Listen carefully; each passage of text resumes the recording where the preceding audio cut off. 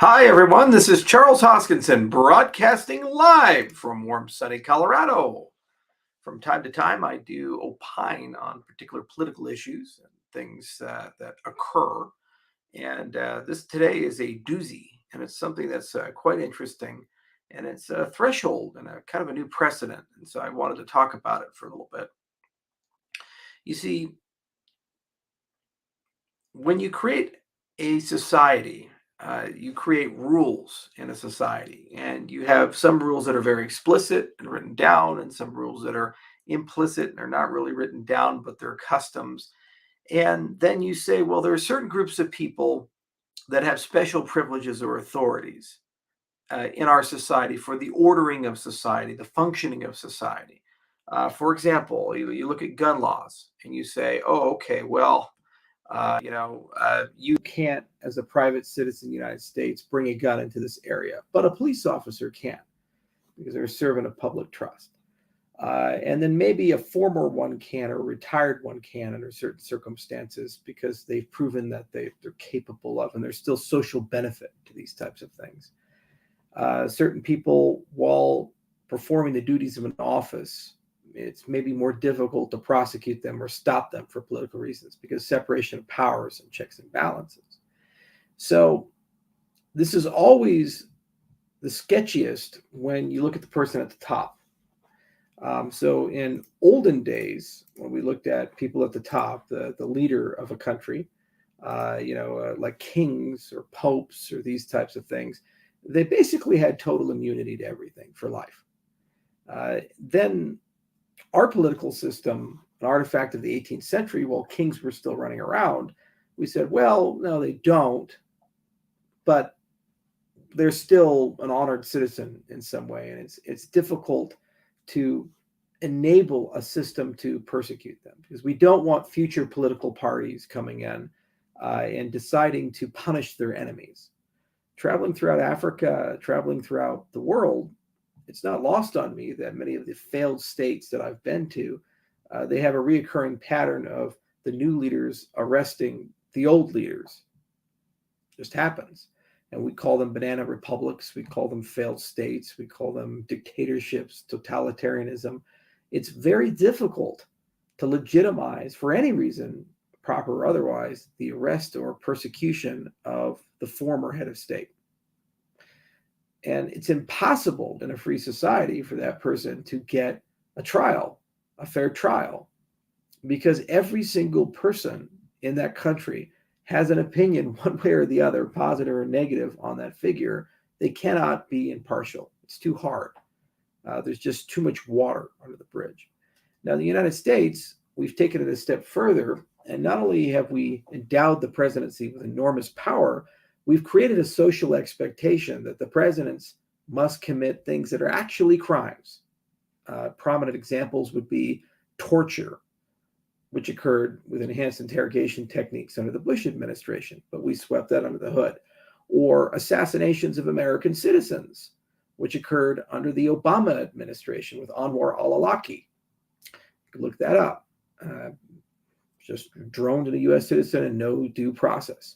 And these are the public things. And if you dig, you will find evidence of thousands of things that, technically speaking, the president does not have the power to do, but just decided to do, involving the death of Americans, the seizure of assets, the destruction of private property, lying in situations that ought to be considered under oath, but they get away with it. And we even give them special things like executive privilege. Now, we decided as a society that this is okay because it's a club. It's a small club, and it's a self-regulating club with norms and standards. Now, what happened is that we elected a person who just doesn't seem to respect or care about precedent, prior norms, and behaviors, and will not comply with the rule of law. That's a fact. Will not turn over taxes, will not submit to subpoenas, basically asserts that he is, for all intents and purposes, above the law. No matter how diehard of a Trump follower you could be, you have to acknowledge that this person feels that they don't have accountability to the U.S. people. transparency, accountability, document accountability, and so forth. And any attempt to gather any information or have him comply with norms, he basically cries and says it's a political persecution. On the other hand, no U.S. president has ever been searched like this. And so this thing that happened with Mar-a-Lago, it has the potential to create catastrophic political damage. Every institution that touches it is now covered in molten tar, and this will now be litigated for years.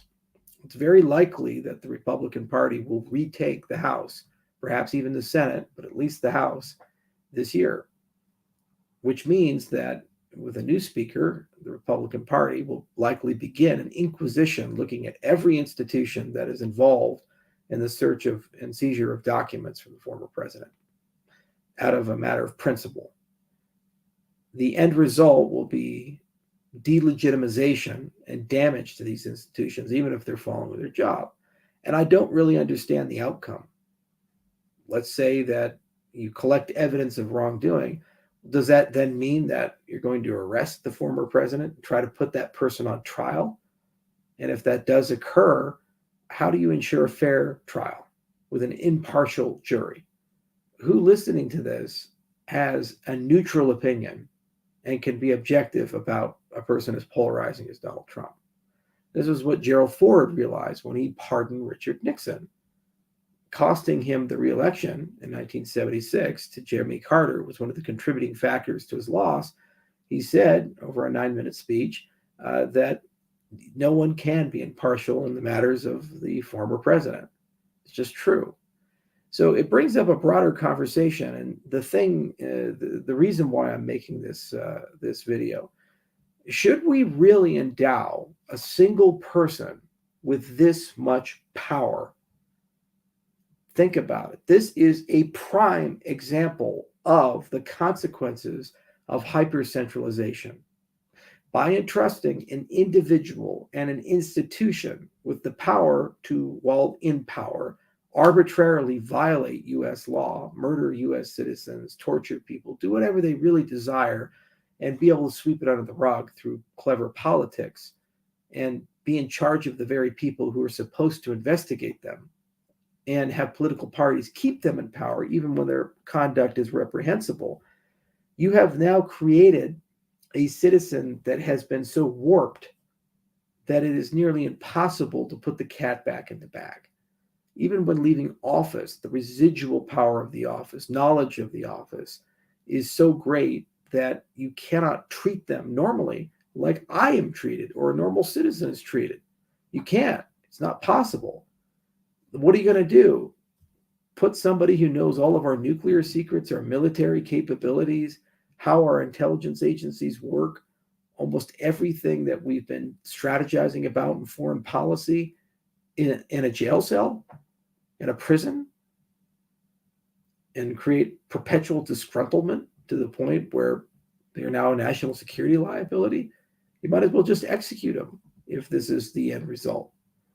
So why do we have an institution that does this? Why do we need one man, one person, one office to be this powerful? This really should be the national conversation. How do we decentralize decision-making and power at the top so that we can truly dekingify the United States? You know, we did our best in the 18th century, and I'd argue that we did a pretty good job. You know, we created separation of power, and we created a precedent of term limits, which eventually had to be constitutionally enforced because it was violated. And we created a situation where, for the most part, people knew when their time was over, and there was a peaceful transfer of power. Now that that public trust has been violated, we're in a situation where we have to re-examine, in my view, the presidency as a whole. And we can see how bad it can get. There is literally no outcome here with what's just happened that ends well for anyone in the United States.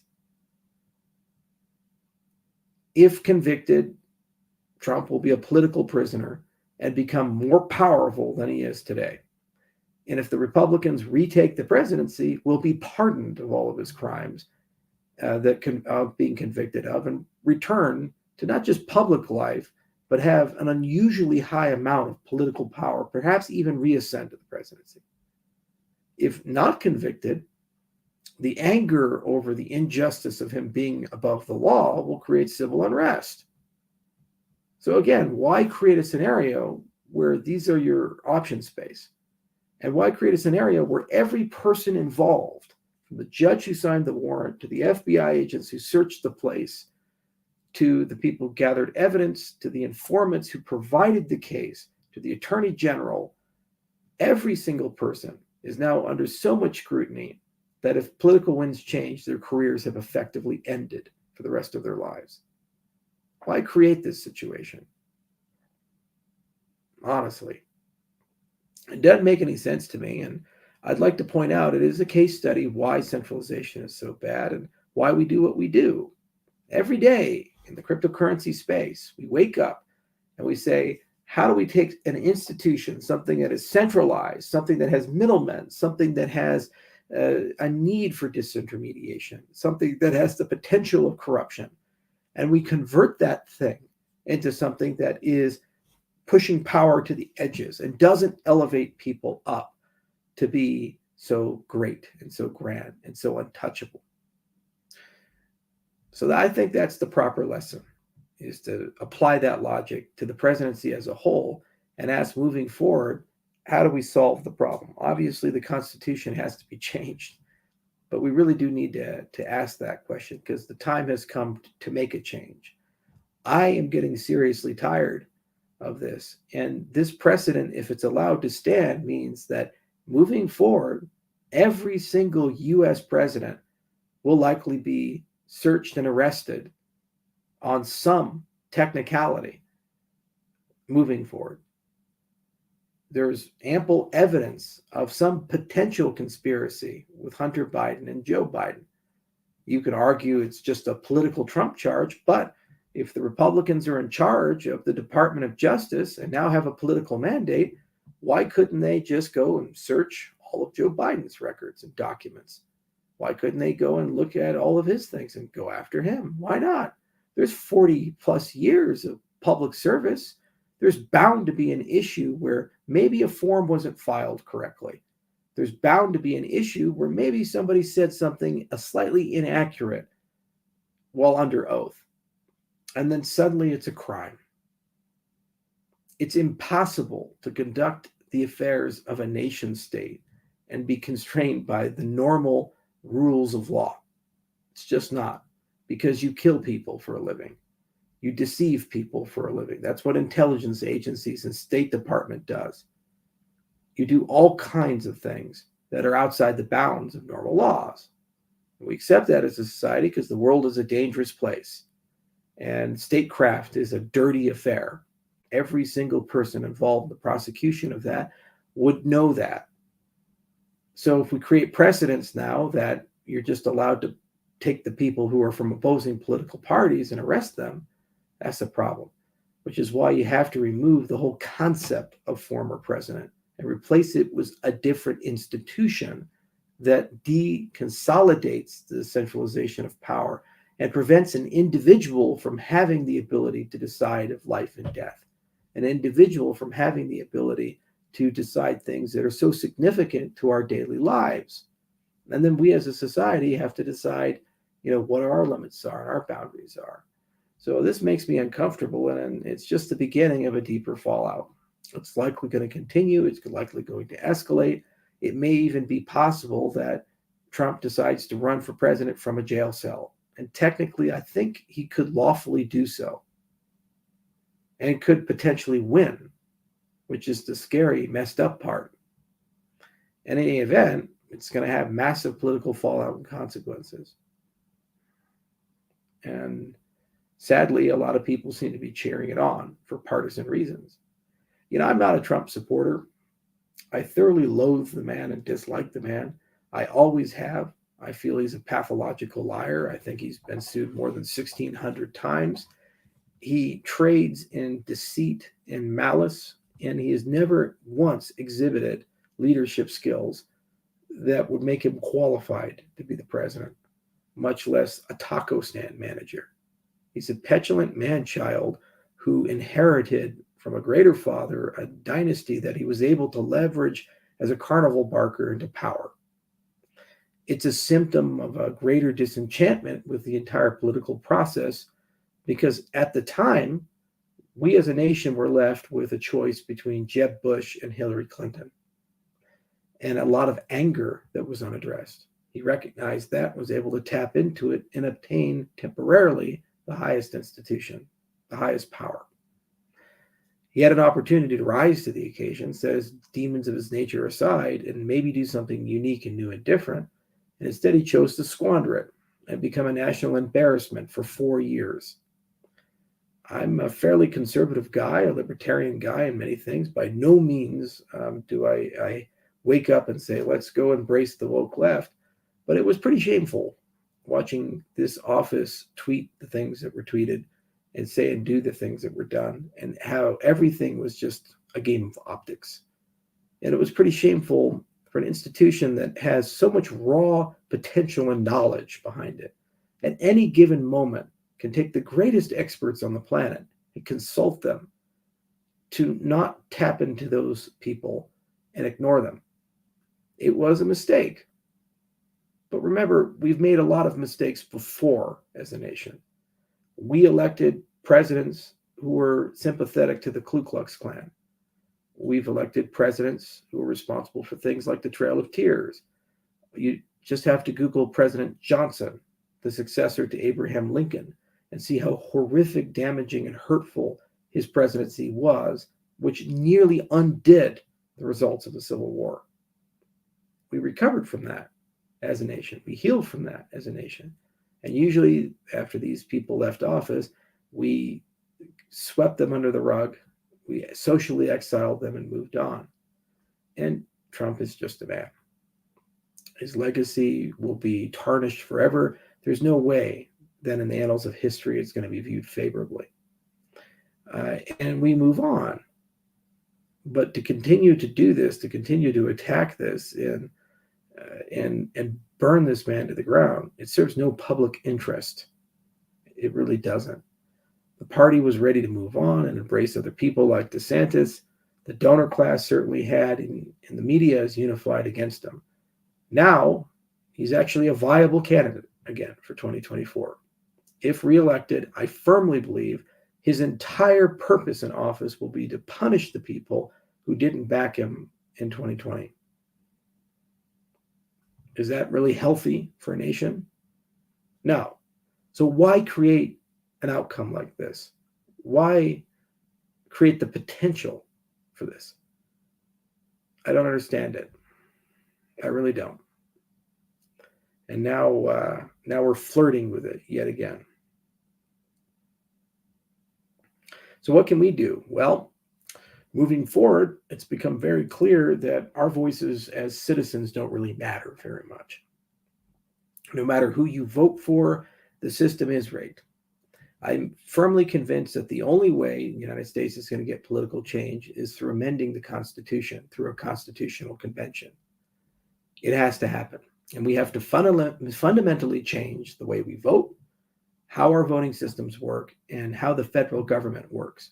Furthermore, we have to actually, for the first time ever, acknowledge and address in the U.S. Constitution the fourth branch of the government, which is the bureaucracy. The U.S. Constitution didn't anticipate and has no ability to regulate effectively this branch, which is now more powerful than all three branches combined. There are more than 10 million people who work for the Leviathan, that is the federal bureaucracy. These agencies and agents are usually immune to consequences and can hide like a swarm of locusts in the inner workings of the bureaucracy, and often make decisions that are more meaningful and significant than the President of the United States of America makes, and can just simply ignore presidents if they desire. We need to rewrite the Constitution to deconsolidate power, deconsolidate the bureaucracies, and create layers of accountability and create more inclusivity in the people elected. Switzerland, for example, has a board of 7 for their leadership. The person who leads the board is the president, but no more powerful than the rest. We could do something similar and have more inclusivity at the leadership level and more balances to prevent these horrible things from ever happening again. Or we could just continue playing the team red versus team blue. I got some on my Bob Ross shirt here, some red, and I got some blue. It's the same shirt, left, right. It's the same wings of the same bird, and nothing will be accomplished. Will the red wave do anything? No. They serve the same masters. Will a blue wave do anything? No. They serve the same masters. Only now we're making a theater out of deifying people and then burning them down and making people very angry. This is no way to run a government. This is no way to conduct a nation state. It's shameful on an international stage, and it is an absolute disgrace to those who have fought so hard to keep this government going and the American way of life going. Those in the military, to those in the foreign service, to those in the bureaucracy who do care, to those in local government, and to the private citizens who have sacrificed and donated and contributed to the common good. It's letting all of us down in this respect. It cannot continue. It will reach a breaking point where either we change it or a civil war happens. That's just the reality that we're facing now. There's no natural de-escalation. There's a business in making people angry and making people divided. Every single day, social media and traditional media has been dialed into radicalizing people, destroying debate, and making people hate people they've never met and know very little about. That's just a fact. And it's going to continue because it's profitable. That's the truth of the matter. It's going to continue because it allows people to gain and preserve political power. So there's no incentive to stop. But the consequences are that people who shouldn't hate each other are starting to do so. People who should have better things to do are now so invested in the political milieu that they're starting to make this their only concern. And people are getting radicalized. They're buying guns. They're prepping. They're believing that there will be a collapse. There's talks of succession in Texas and other places. It's easy to dismiss this as crazy lunatics, but I will remind people that a very small minority of the United States started the American Revolution. Very small minority. It wasn't 55% and a vote was taken. It was a small group of radical malcontents, and the movement grew exponentially as a result of counter-reactions to the things that they did. We could see this occur here, just as Mubarak saw this occur in Egypt, as he saw things slip through his hands, or the Soviets saw this occur in Russia during the collapse of the Soviet Union. Power can be quickly given, and power can be quickly taken. The only way you move beyond this is to de-escalate in society. But if our institutions are now so committed to preserving polarization and radicalization, that we as citizens have to figure out how to solve it for ourselves. So again, a constitutional convention seems to be the only way to do it, and we need to fundamentally change our relationship with the federal government to the extent that we can finally rein it in and control it. This must be done. If there's any lesson for what happened today, it should remain a moment similar to what the Boston Tea Party was, about realizing that change has occurred and precedents have been so violated that the normal political process cannot work, and that the wisdom we expect of the people elected and the people serving is no longer present because their actions are no longer guided by judgment, but rather by political motivations. It's that simple. And that's the choice we all have to make. So I'll push for it in my states, Colorado and Wyoming. I hope you push for it in your states, and we find a way to do it. And we just have to be very clear about the things we ask for. It's going to take years, if not decades, to get there. And I hope the United States lasts long enough to get there. I truly do. I don't know at this point. We're only a few election cycles away, and the wisdom or lack thereof of the leadership to de-escalate what's happening. I see it in the streets and I hear it at the bars. I hear it from everyday people. The anger is real. The distrust is real. And the desire to do something about it is real. That can either be channeled into productive ends or non-productive ends. And it only takes one or two more economic calamities or pandemics or other events before we reach a boiling over point and we have no return. And that's that. This is why I like decentralization. This is why I like governance conversations, because it protects you from yourself. Every single one of us has good sides and bad sides. Every single one of us will lie at some point or make a mistake at some point. And we can try to have ubiquitous humility to admit that when we do. But oftentimes, systems have to hold us accountable and keep us honest. And if the systems have malicious incentives, those systems will actually do the opposite. They'll take honest people and make them dishonest, high integrity people and remove their integrity in order to survive in the dishonest system, the broken system. The point of our industry, I'd like to believe, is to protect us from humans and the bad judgment and bad behaviors they can have. We pay a price for that. Decentralization is expensive to maintain. It's not the most efficient configuration of governance, and at times can be very slow to make decisions. But it preserves the principles and values that the systems were instantiated with. For example, when we look at Bitcoin, it's never going to change its monetary policy, 21 million coins. It's just that. We believe it. It's part of the protocol. And no person, even the founder of the system, has the ability to change that.